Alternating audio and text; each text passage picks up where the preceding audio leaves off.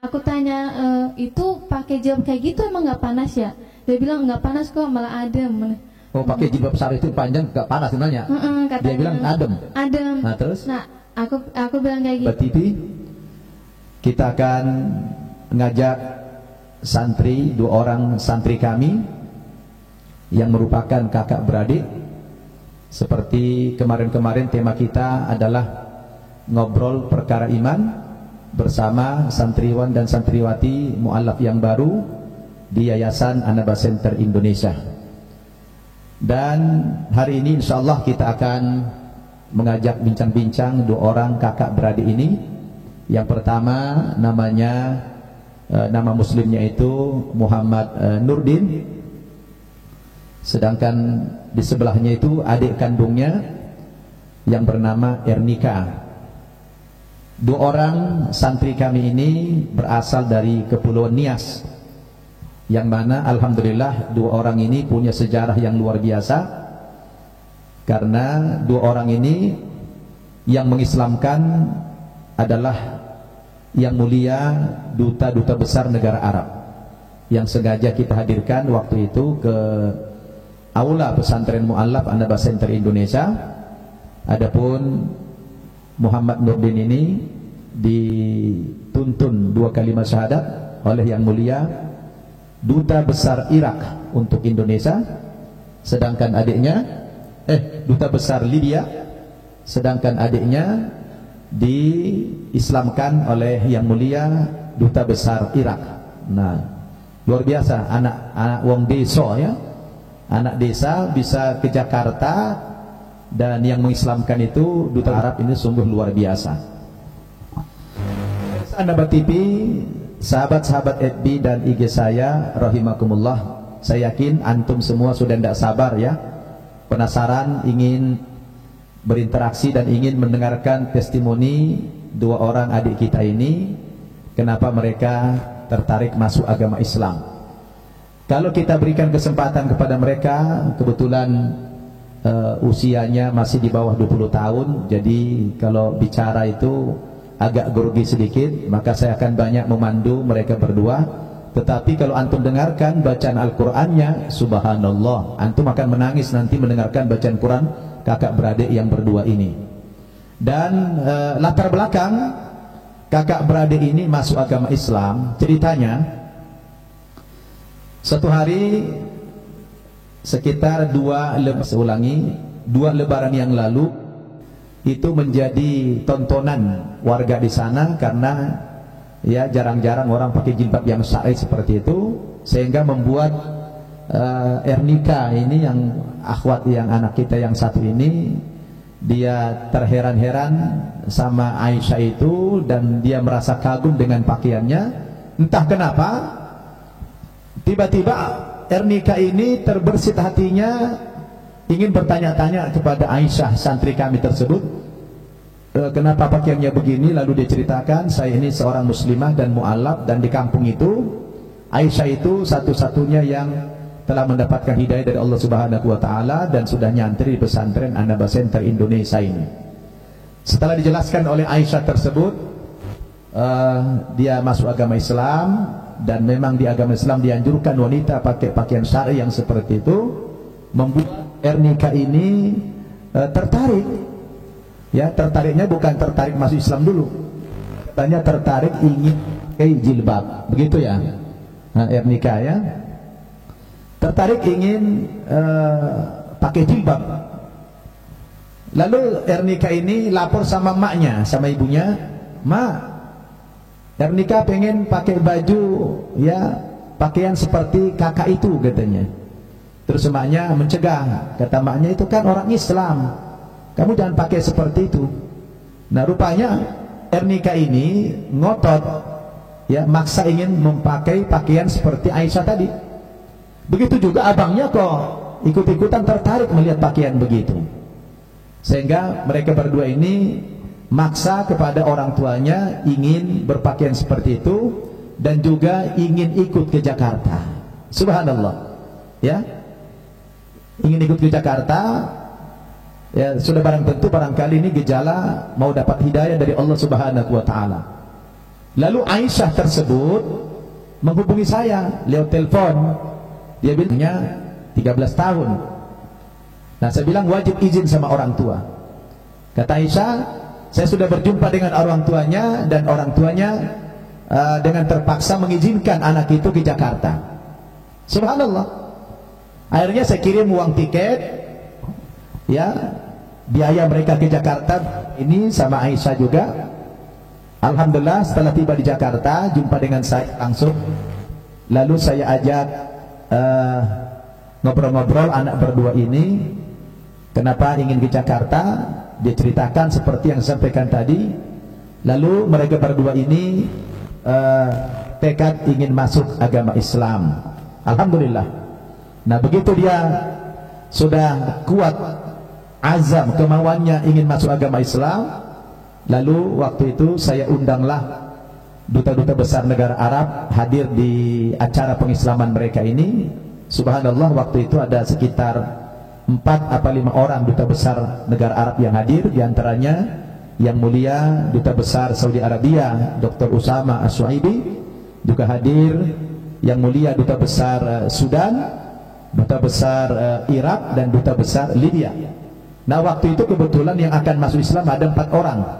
Ini berdua, satu dari Kupang dan satu dari Chinese dari Bangka Belitung.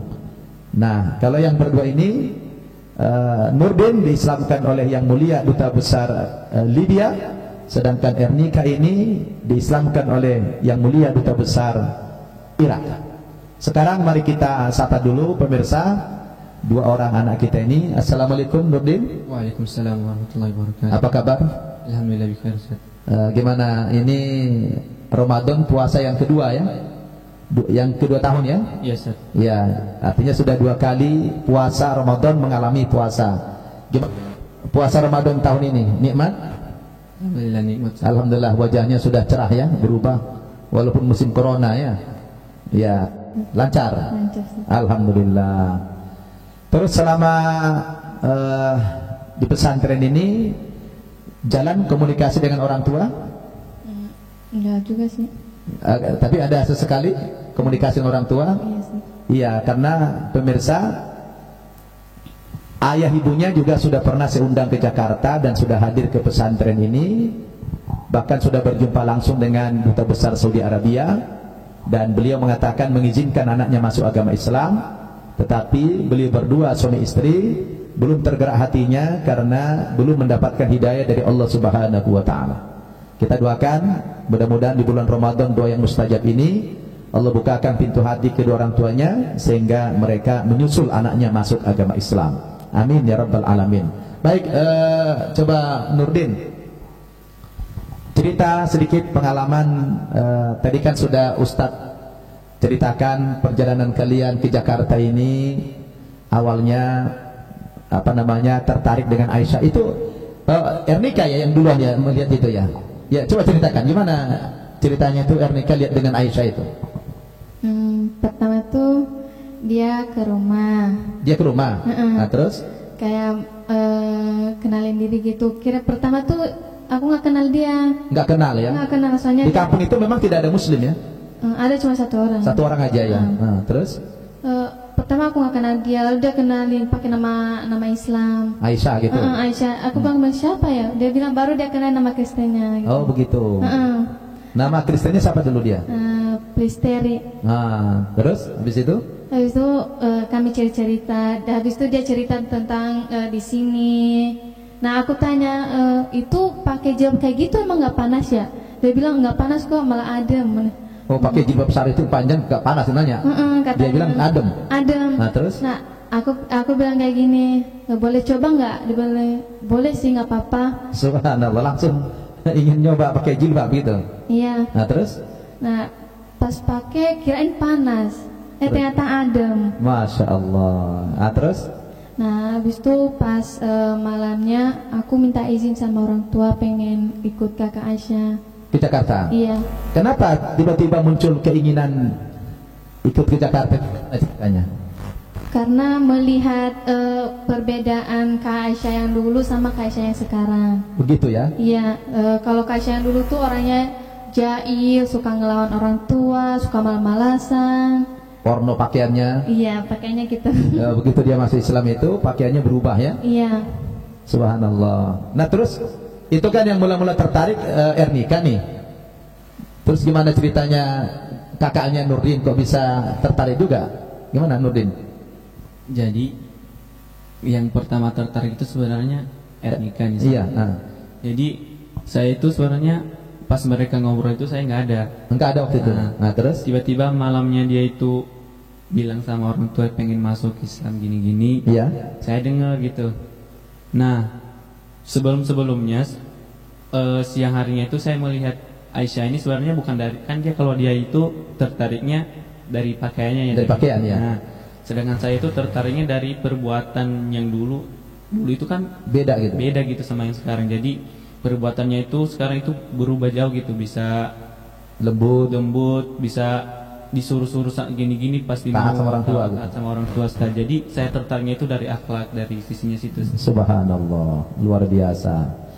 Tapi jarang-jarang kakak beradik kompak itu sepakat ingin ikut ke Jakarta, jarang-jarang itu terjadi. Kalian musyawarah apa nih ceritanya? Antara Ernika sama Nurdin waktu itu gimana musyawarahnya bisa ikut ke Jakarta sama-sama? Nah, jadi mama saya kan dia ini ngotot nih Ustaz. Iya. Pengen ke Jakarta. Iya. Mama saya jadi iya gitu dia, jadi dia sendiri gitu. Nah, terus saya ini dengar gitu. Ya udah saya gimana ya? Jadi kalau mama saya biarin dia sendiri kan nggak ada pendamping. Ya pendampingnya ke sana ya. Iya. Dia nggak ngapa di sana gitu. Jadi saya juga agak tertarik dikit karena sama Aisyah itu bukan dia sendiri doang yang pulang ke Ganggu, tapi ada adanya. Tapi cuman adanya itu pesantrennya di Padang gitu. Di Padang ya. Nah, cuman ngobrolnya sama adanya bukan sama kakaknya. Jadi dua-dua akhlak ini bagus gitu. Subhanallah. Jadi saya tertariknya juga karena akhlaknya. Jadi saya bilang sama saya juga mau ikut dong gitu. Waktu itu ikut mau masuk Islam gitu kalimatnya? Atau ikut aja ke Jakarta? Maksudnya sih ikut ke Jakarta, pengen ikut ke Asia gini-gini, pengen belajar gitu. Belum menyatakan ingin masuk Islam waktu itu? Belum, ke mamanya belum ya? Jadi iya pemirsa, kan sudah barang tentu di sini dia bergaul dengan orang-orang yang intelek ya, orang-orang yang lebih dewasa, sehingga mereka berdua ini walaupun usianya masih anak-anak, tapi cara berpikirnya sudah melampaui usianya. Subhanallah. Terus begitu sampai Jakarta sudah kan jumpa waktu itu ya. Yes, Nah, kenapa langsung ingin masuk Islam? Karena melihat udah nyata ya. Udah melihat pesantren-pesantren gini Ustaz, jadi tertarik. Alhamdulillah. Terus bagaimana Ernika sama Nurdin setelah di pesantren ini, setelah kita syahadatkan, rasanya beda ya Islam dengan agama dulu? Beda banget Ustaz. Ya, terutama apa yang bedanya? Pertama dari sisi ini ya Ustaz. Jadi makan babi juga? Iya, ya orang sana sama lah ya. Yes, Ustaz. Tapi sekarang ganti dengan ayam ya. Yang halal ya, kan sapi ya. Alhamdulillah. Baik, mungkin pemirsa penasaran ingin mendengarkan bacaan Al-Quran kalian berdua. Ini subhanallah calon dai dan daiyah kita di masa mendatang di Nias ini saudara. Amin. Kita baca Quran Muhammad Nurdin. A'udzu billahi minasy syaithanir rajim. Lihat kamera sana. Bismillahirrahmanirrahim. الذين يقولون ربنا إننا آمنا فاغفر لنا ذنوبنا وقنا عذاب النار الصابرين والصادقين والقانطين والمنفقين والمستغفرين بالأسحار شهد الله أنه لا إله إلا هو والملائكة وأولو العلم قائما بالقسط لا إله إلا هو العزيز الحكيم إن الدين عند الله الإسلام وما اختلف الذين أوتوا الكتاب إلا من بعد ما جاءهم العلم بغيا بينهم ومن يكفر بآيات الله فإن الله سريع الحساب صدق الله العظيم. Subhanallah, luar biasa. Anak kita ini Muhammad Nurdin belum genap 2 tahun dia beragama Islam, tapi sudah lumayan banyak hafalan Qur'annya dan ngajinya sangat menyentuh kalbu kita semua, saudara-saudara. Sudah berapa juz hafal? Mau 3 juz. Saudara-saudara, kita yang muslim dari lahir itu malu sama orang-orang yang begini, mu'allaf, tapi bersungguh-sungguh yang luar biasa. Dan mereka ini saya kader terus. Saya bangga dengan anak-anak kita ini. Mudah-mudahan mereka nanti menjadi ujung tombak dakwah kita di Nias sana untuk mensyiarkan agama Islam, dan terutama kedua orang tuanya mudah-mudahan segera diberikan hidayah oleh Allah Subhanahu wa taala. Karena saya sudah jumpa langsung dengan ayah ibunya dan sudah berdialog, tapi memang tanda-tanda akan diberikan hidayah belum. Nanti jika anak ini terus bakti kepada orang tuanya, tidak mustahil Allah akan bukakan pintu hatinya. Amin ya rabbal alamin. Sekarang kita simak pembacaan Quran adiknya. Silakan Ernika. A'udzu billahi minasy syaithanir rajim. Bismillahirrahmanirrahim. Tabarakalladzi biyadihil mulku wa huwa ala kulli syai'in qadir. Alladzi khalaqal mauta wal hayata liyabluwakum ayyukum ahsanu amalan wa huwal azizul ghafur. Alladzi khalaqa sab'a samawati tibaqa ma tara fi khalqir rahmani min tafa'ut farji'il basara hal tara min futur summa rji'il basara karrataini yanqalib ilaikal basaru khasi'an wa huwa hasir. Walaqad zayyana as-samaa'a ad-dunya bimasabiha waja'alnaha rujumma lisyayatini wa a'tadna lahum 'adzabas sa'ir. Shadaqallahul azim. Masya Allah, Masya Allah. Rasanya tidak sanggup menahan air mata ini. Luar biasa. Dan anak kita berdua ini membacakan Al-Quran itu penuh dengan penghayatan, zauk, seolah-olah mereka sudah tahu apa arti ayat yang mereka baca, sehingga hadir hatinya ketika membaca Al-Quran itu. Subhanallah. Memang begitulah sejatinya setiap orang membaca Al-Quran harus dengan perasaan. Cara luar biasa. Memang beda sekali dengan kitab-kitab suci samawi yang terdahulu yang tidak ada tandingannya Al-Qur'ani. Sungguh Al-Quran kitab suci yang terpelihara sebagaimana dijamin oleh Allah, inna nahnu nazzalna dzikra wa inna lahu lahafidun. Sesungguhnya kamilah yang menurunkan Al-Quran dan kami pula yang memelihara keaslian, kemurnian dan keautentikan daripada Al-Quranul Karim itu. Subhanallah. Jazakumullah. Terima kasih kepada Anda berdua, Nurdin dan Ernika, yang sudah membuat pemirsa di mana saja berada mungkin tersentuh, bahkan ada yang menangis barangkali menyaksikan bacaan kalian berdua yang baru seumur jagung kalian memeluk agama Islam, tapi sudah begitu indah kalian melantunkan ayat-ayat Allah Subhanahu wa ta'ala. Sungguh mereka iri kalian buat, ya. Mudah-mudahan dari penampilan kalian ini pemirsa terus semakin terinspirasi dan semakin termotivasi untuk lebih mendalami lagi agama Islam, terutama mempelajari Al-Quran ini. Sebab saudara-saudara, kalau kita tidak punya usaha untuk belajar Al-Quran ini, ya, Allah sudah mengancam kita di dalam surat Toha. A'udzubillahi minasyaitonir rajim. Wa man a'radu an dzikri fa inna lahu ma'isyatan dongka.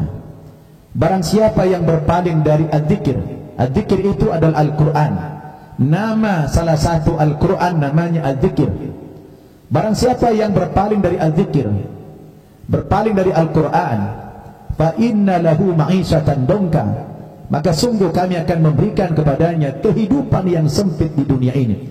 Di dunia sempit, ya, disempitkan rezekinya, disempitkan hatinya, disempitkan pikirannya, disempitkan segala-galanya. Orang jadi gampang putus asa. Kenapa?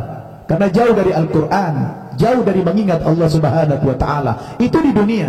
Di akhirat, wa nahsuruhu yaumal qiyamati a'ma, dibangkitkan oleh Allah Subhanahu wa ta'ala di akhirat nanti dalam keadaan yang buta, saudara-saudara. Oleh karena itu, belajarlah dari anak-anak kita yang seperti ini, dari para mu'allaf ini.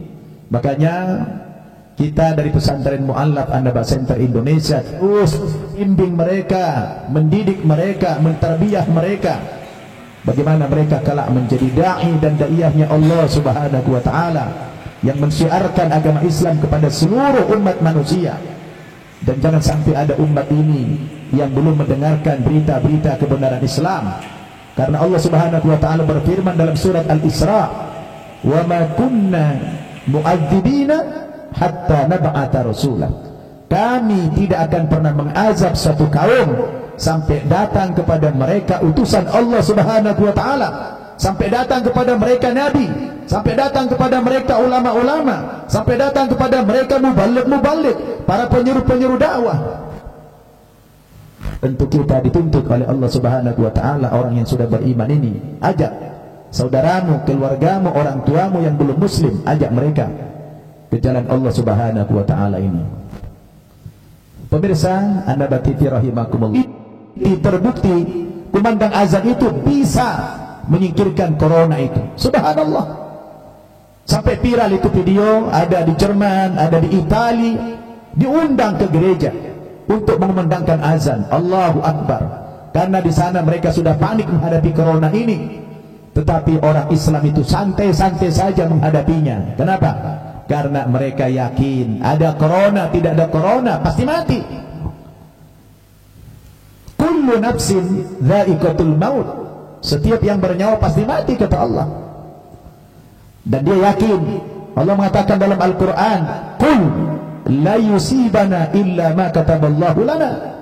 Katakan ya Muhammad, tidak akan menimpa apa-apa kepada kita kecuali apa sudah ditetapkan Allah, apa yang sudah dicatat oleh Allah Subhanahu wa ta'ala.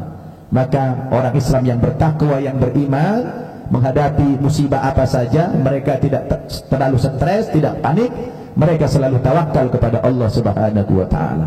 Mudah-mudahan kebangkitan Islam yang di depan mata kita ini senantiasa dijaga oleh Allah Subhanahu wa ta'ala. Di Amerika, saya kebetulan hampir tiap tahun dakwah ke Amerika, ke Kanada, sampai ke Eropa sana, ke Australia. Kita lihat dengan mata kepala kita bagaimana kebangkitan Islam di negara-negara barat hari ini. Subhanallah, di sana terjadi as-sahwa al-islamiyah al-kubra, kebangkitan Islam secara besar-besaran. Allahu Akbar. Ini bukan isapan jempol, ini bukan cerita dongeng, tapi saya lihat dengan mata kepala saya, orang berbondong-bondong masuk agama Islam. Makanya di Indonesia saya dirikan pesantren Mu'allaf ini, saudara. Karena saya juga alhamdulillah, ya, dengan izin Allah Subhanahu wa ta'ala, dengan perantaraan lisan saya, banyak orang yang memeluk agama Islam. Dan ini tugas kita bersama semuanya. Maka kami dari pesantren Mu'allaf An-Naba Center Indonesia ini sengaja menayangkan testimoni para mu'allaf yang seperti ini, agar kita tahu di Indonesia juga hari terjadi kebangkitan itu. Subhanallah.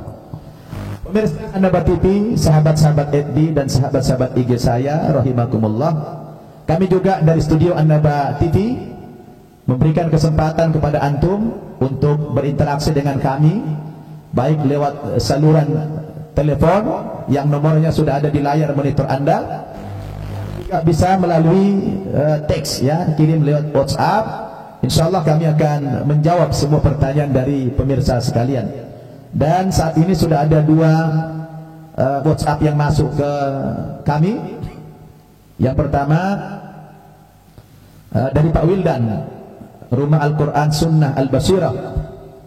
Beliau tidak bertanya, hanya mendoakan saja. Kata beliau, semoga Allah Subhanahu wa taala senantiasa menjaga kesehatan Ustaz Nababan dan demikian juga para santrinya. Amin. Jazakallah khair ya Pak Wildan atas doanya. Mudah-mudahan kita semua sehat walafiat, semua umat manusia dilindungi oleh Allah dari bahaya corona yang mengerikan ini. Kemudian ada pertanyaan dari saudara kami Faizal di Padang. Assalamualaikum Ustaz. Waalaikumsalam warahmatullahi wabarakatuh. Santri mu'allaf binaannya sangat bagus ngajinya. Bagaimana metode pengajarannya Ustaz? Alhamdulillah. Pak Faizal, kalau Anda bertanya bagus ngajinya, ya tentu karena kami berusaha mendatangkan guru ngaji yang bagus, ya, yang menguasai ulumul Quran, ilmu-ilmu Al-Quran. Dan alhamdulillah karena mereka juga mu'allaf ini kan hatinya bersih. Rata-rata santri kami ini paling lama 1 bulan sudah lancar baca Al-Quran. Dulu Nurdin berapa? Ada sebulan bisa baca Quran? Ada sebulan. Ernika? Sebulan juga. Sebulan itu sudah lancar baca Al-Quran. Ya, makanya saya kadang-kadang sedih ya Ustadz Bukhari Muslim. Saya sedih kalau lihat di Indonesia ini masih banyak anak-anak Islam yang berumur 60 tahun tidak bisa ngaji ya. Kita sedih. Di studio kita ada juga tamu istimewa kita, Ustadz Bukhari Muslim.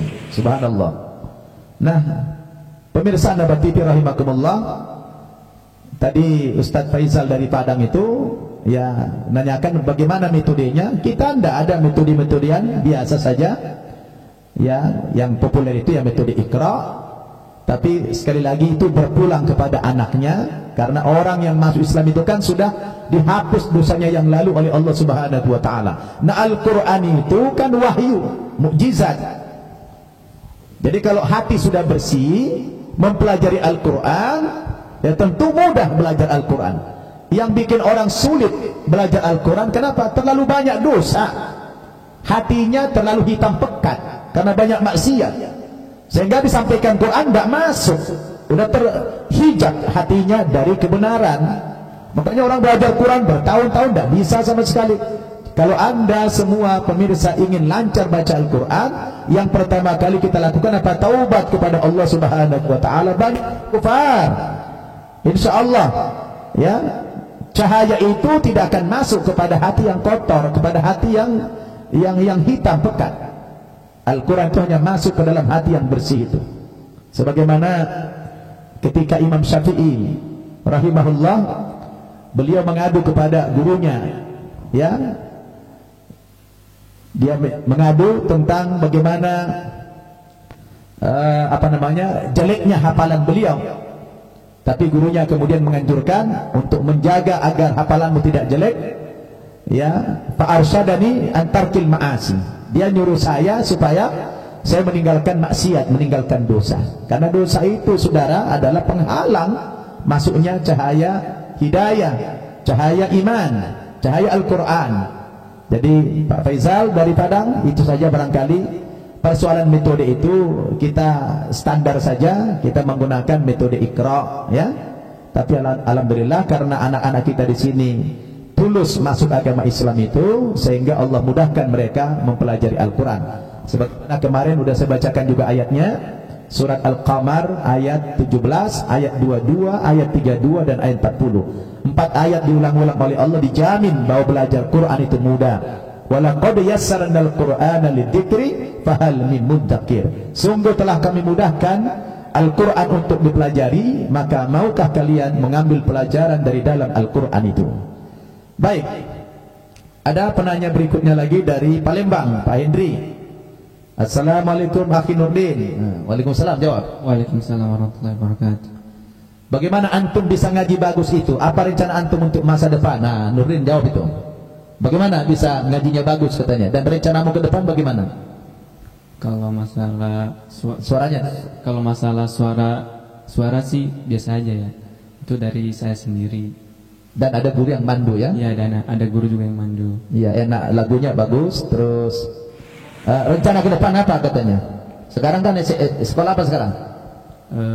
Kelas 3? Kelas 1, Sab. Kelas 1 aliyah? Iya. Kelas 1 SMA sekarang ini, dan masih ada beberapa lama lagi nanti kuliah. Dan target kita nanti Nurdin ini sama adanya harus sudah kuliahkan dulu S1. Setelah itu kita kembalikan ke niat sana untuk dakwah ya. Jadi rencana mau dakwah jadi ustaz. Iya, Ustaz. Alhamdulillah. Ya begitu Pak Hendri. Cita-citanya ingin jadi ustaz. Kalau Ernika pengen jadi ustazah. Alhamdulillah. Ya. Ini ada penelpon setia ya, penanya setia kita dari Malaysia, dari Johor Bahru. Pak Jamaluddin Ahmad ya. Assalamualaikum Ustaz. Waalaikumsalam warahmatullahi wabarakatuh. Nak tanya, apakah doa supaya anak kita lebih rajin belajar Al-Quran? Oh, Masya Allah. Pak Jamaluddin, ya perbanyaklah doa seperti doanya Nabi Ibrahim itu. Rabbi habli minas solihin. Perbanyak aja itu dalam salat ya, ketika sujud terakhir itu perbanyak doa minta kepada Allah. Rabbi habli minas solihin. Ya Allah, anugerahkan kepada saya anak yang soleh. Karena doa orang tua kepada anak ya, doaul walidi liwaladihi kadu'ain nabi li ummati. Nah, doa ayah, doa orang tua kepada anaknya itu sama seperti doa Nabi terhadap umatnya. Artinya mustajab, tidak terhalang doanya. Jadi kalau doa-doa yang baik yang dikumandangkan orang tua kepada Allah buat anak-anaknya, ya Allah jadikan anak aku soleh soleha, atau istriku, Rabbana hablana min azwajina wa dzurriyyatina qurrata ayun waj'alna lil muttaqina imama. Ya Allah, anugerahkan kepada saya pasangan hidup, istri, suami yang soleh dan soleha, serta anak-anak dan keturunan yang soleh dan soleha, yang kelak menjadi penyejuk mata dan membanggakan serta menjadi imam bagi orang-orang yang bertakwa. Perbanyak doa-doa yang semacam ini ya kepada Allah Subhanahu wa taala di malam hari ketika Pak Jamaluddin dan kita semua habis sholat tahajud, kita minta kepada Allah supaya lahir generasi kita, generasi yang saleh, yang cinta Al-Quran. Nah tentu untuk mewujudkan ini kan banyak proses di situ, bukan cukup dengan doa saja. Kita doa kalau menyekolahkan anak bukan di tempatnya juga enggak betul. Doa ya, kita jalan bagian daripada ikhtiar juga, tapi usaha kita untuk membentuk anak yang soleh wajib. Ya, kita masukkan anak di pesantren, kemudian jaga itu lingkungan pergaulan anak kita harus diprotek. Sebab Nabi katakan apa? Al-mar'u ala dini khalilihi falyanzur ahadukum man yukhaliluh. Seseorang itu sangat bergantung agama temannya, sangat bergantung agama sahabatnya. Maka hendaklah kamu perhatikan kepada siapa kamu berteman, kepada siapa kamu bersahabat. Karena pergaulan itu saudara sangat mempengaruhi kehidupan kita ya. Sama seperti anak berdua ini ya, terpengaruh dengan akhlaknya Aisyah tadi. Datang ke Jakarta awalnya belum niatnya untuk masuk Islam, cuma mau ikut saja ke Jakarta karena tertarik. Sampai di Jakarta dilihat lingkungan pesantren di An-Naba ini luar biasa, semuanya berakhlak, cinta Al-Quran. Akhirnya mereka dengan cepat mendapatkan hidayah dari Allah Subhanahu wa ta'ala. Maka lingkungan pergaulan itu sangat menentukan bagaimana kehidupan kita selanjutnya. Jadi tolong diprotek itu pergaulan anak-anak kita. Jangan terlalu dimanjakan dengan gadget-gadget yang mahal, yang mewah itu ya. Ya, kemudian perhatikan juga makanannya. Jangan sampai anak-anak kita mengkonsumsi makanan yang haram. Biarpun kita berdoa terus, Rabbi habli minas solihin, ya Allah berikan saya anak yang soleh, tapi kalau mereka kita cekokin makanan yang haram, ya mana mungkin Allah perkenankan doa kita. Jadi banyak tahapan-tahapan yang harus kita lakukan dalam membentuk keperbedaan yang soleh.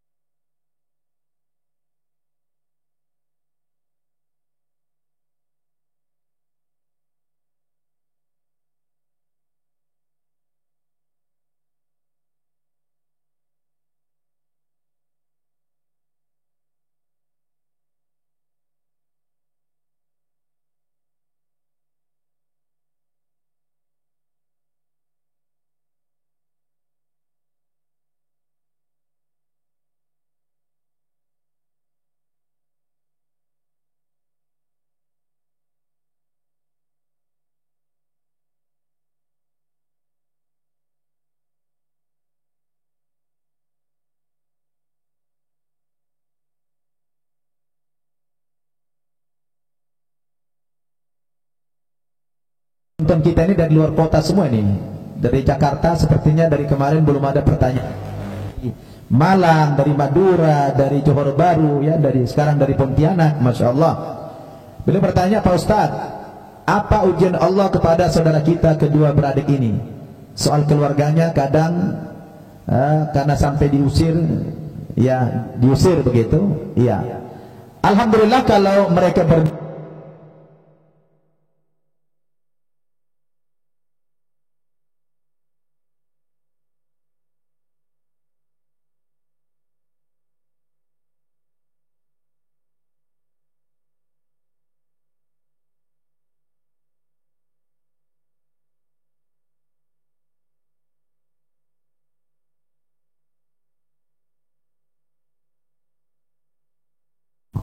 ada dari Sumenab nih, Pak Bibi dari Sumenab.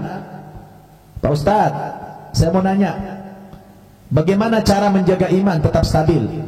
Karena secara naluriah manusia memiliki perasaan yang naik turun, kadang sedih, kadang gembira, kadang tertawa, kadang menangis. Mohon penjelasannya. Iya, saudaraku, iman manusia itu, orang yang beriman, semua manusia itu imannya tidak ada yang stabil. Iman yang stabil itu hanya imannya malaikat saja. Jadi kalau para malaikat itu imannya la yazidu wa la yanqus. Tidak naik, tidak turun, stabil saja. Kenapa? Karena para malaikat itu tidak diberikan hawa nafsu oleh Allah Subhanahu wa taala. Tapi kalau manusia, ya, manusia seperti kita ini, iman kita itu fluktuatif. Yazidu wa yanqus. Kadang-kadang naik, kadang-kadang turun. Tapi kalau para nabi, para rasul, imannya itu yazidu wa la yanqus. Iman mereka senantiasa nanjak. Iman mereka semakin selalu naik. Bahkan semakin hebat ujian yang mereka hadapi para nabi ini, justru semakin bertambah keimanan mereka. Kalau kita lain lagi. Ya, kita ini iman manusia biasa, normal. Kadang-kadang kalau lagi musim hari bulan lagi tua gitu ya, iman kadang-kadang lagi nanjak nih. Ya, kenapa? Uang udah habis. Gaji suami udah mulai habis. Ya. Karena kalau bulan-bulan muda itu biasanya iman cenderung turun. Kenapa? Karena pergi belanja ke mall. Ya, belanja-belanja aja kerjanya. Yang namanya orang pergi ke pasar, pasar itu kan tempat maksiat. Seburuk-buruk tempat itu kata Nabi pasar, dan sebaik-baik tempat itu adalah masjid. Jadi biasanya orang itu naik, ya, imannya itu kalau sudah hari-hari tua begini, iman lagi naik tuh. Kenapa? Ya, lebih banyak ngurung di rumah, apalagi musim corona begini, ya. Nah, jadi cara mengatasinya bagaimana? Itu lazim saja iman kita yazidu wa yanqus, naik turun itu. Nah, bagaimana supaya stabil iman kita ini? Ya, kita sebenarnya ya minimal stabil, tapi kalau bisa iman kita terus berusaha naik. Kenapa? Karena Rasul mengatakan, man kana yaumuhu khairan min amsihi fahuwa rabihun. Siapa yang hari ini keadaannya lebih baik daripada kemarin, dia beruntung. Beruntung dia kalau hari ini lebih baik daripada kemarin. Tapi wa man kana yaumuhu mithla amsihi fahuwa maghbunun. Barang siapa hari ini keadaannya, imannya sama saja dengan kemarin, amalnya sama dengan kemarin, fahuwa maghbunun, dia orang yang rugi kata Nabi. Apalagi wa man kana yaumuhu syarran min amsihi fahuwa mal'unun. Kalau hari ini lebih jelek keadaannya daripada kemarin, dia orang yang dilaknat oleh Allah Subhanahu wa taala. Jadi kita ini adalah makhluk yang dinamis, yang terus bergerak, dan kita harus berusaha saudara untuk meningkatkan kualitas iman dan takwa kita kepada Allah Subhanahu wa taala. Tentu apa yang bisa meningkatkan iman kita? Yang pertama, al-imanu yazidu bit-ta'ah. Iman itu hanya bisa bertambah dengan ketaatan. Sebaliknya, wal imanu yanqusu bil maksiyah. Iman itu bisa berkurang, bisa anjlok, bisa drop dengan maksiat, ya, dengan banyak dosa. Itu akan hancur keimanan kita.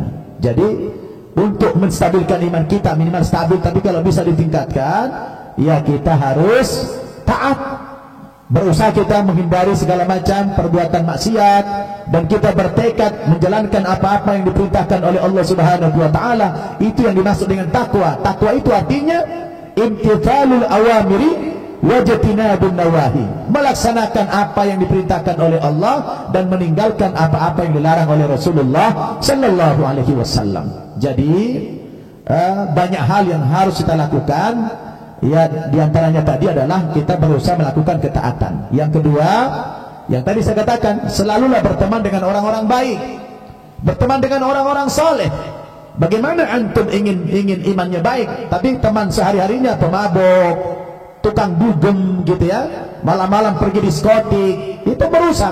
Yang tadi sudah saya bacakan hadisnya, al-mar'u ala dini khalilihi falyanzur ahadukum man yukhaliluh. Seseorang sangat bergantung kepada agama temannya, maka hendaklah kamu perhatikan siapa kamu berteman, kata Rasulullah sallallahu alaihi wasallam. Jadi saudaraku Bimbi dari Sumeneb, kalau antum dan kita semua ingin menjaga iman kita supaya tidak drop, ya minimal tadi itu, lakukan ketaatan kepada Allah, jauhkan dari segala macam kemaksiatan, dan bergaul dengan orang-orang yang soleh, orang-orang yang baik. Buat komunitas-komunitas baik. Sekarang kan sudah ada grup-grup WhatsApp, ada grup-grup Facebook, ya. Bentuk komunitas-komunitas orang baik. Ada lagi sekarang ini yang namanya one day one juz, satu hari satu juz Al-Quran. Bergabung di grup-grup itu. Ada lagi one day one hadis, satu hari satu hadis. Ngumpul dengan orang-orang soleh seperti itu, insyaallah iman kita akan terjaga. Jazakallah khair.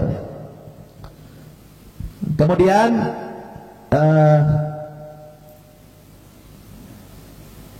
ya memang naluri manusia itu memiliki perasaan naik turun juga, kadang sedih, kadang gembira, kadang tertawa, kadang menangis. Itu normal.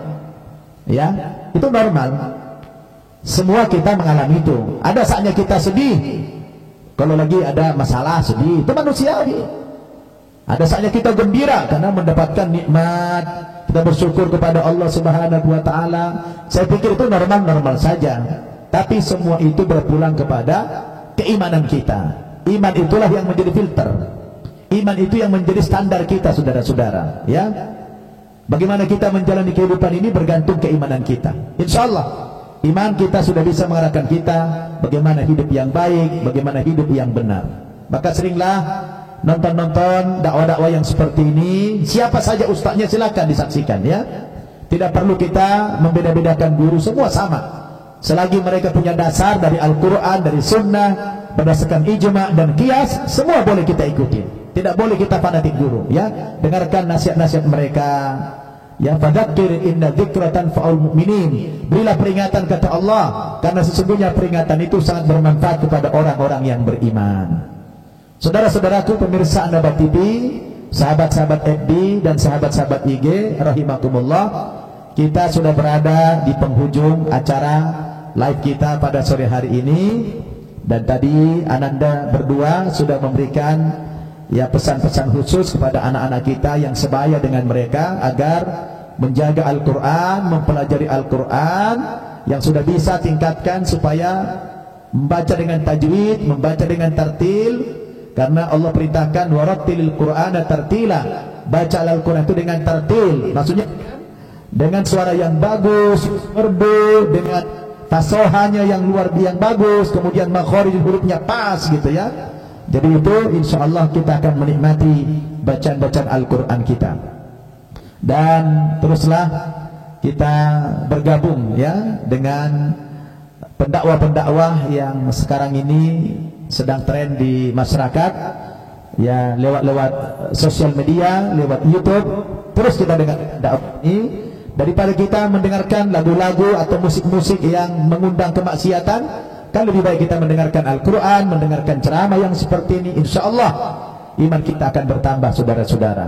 Dan Allah Subhanahu wa ta'ala berfirman dalam Al-Quran, innallaha la yughayyiru ma biqaumin hatta yughayyiru ma bi anfusihim. Sesungguhnya Allah Subhanahu wa ta'ala tidak akan pernah merubah nasib keadaan satu kaum sampai mereka merubah nasib kaum tersebut. sampai mereka merubah nasibnya sendiri. Jadi kita ini ada usaha, ada ikhtiar untuk berubah, untuk memperbaiki kehidupan kita dari yang tidak baik menjadi baik. Itu yang dikatakan dengan al-hijratu al-ma'nawiyah, perpindahan secara makna, yaitu berpindah dari keadaan yang tidak baik menuju keadaan yang baik.